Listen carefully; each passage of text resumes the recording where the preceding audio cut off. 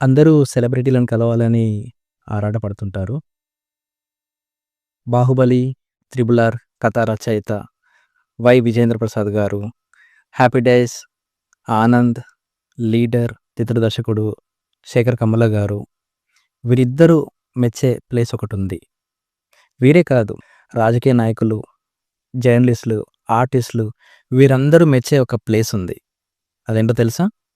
కందుకూరి రమేష్ బాబు గారి 'సామాన్య శాస్త్రం'. పెద్ద పెద్ద కథా రచయితల్ని సైతం అక్కడున్న సామాన్యుల జీవితపు కోణాలని వారు చూసి అక్కడి నుండి వారి కథల్ని మెరుగుపరుచుకుంటారు. అందులో నుండి కథల్ని వెతుక్కుంటారు.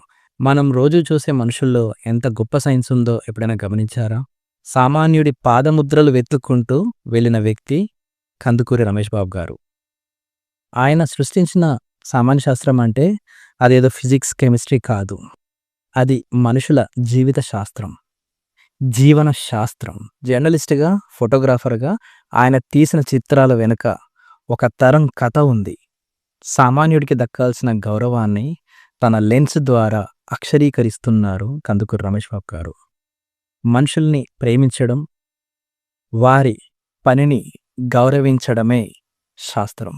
ప్రతిరోజు మనం ఎంతో అలచడిలతో తిరుగుతూ ఉంటాము.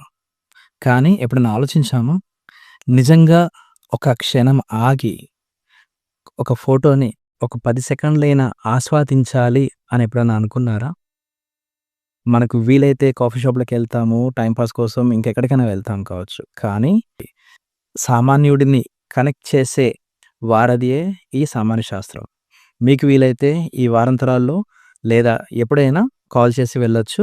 నేను మీకు గూగుల్ మ్యాప్ డిస్క్రిప్షన్‌లో పెడుతున్నాను. మీకు కూడా ఇలాంటి ఇంట్రెస్టింగ్ ప్లేసెస్ మీకు తెలిసినవి ఏమైనా ఉంటే కామెంట్ చేయండి. మనం డిస్కస్ చేద్దాం. Thank you.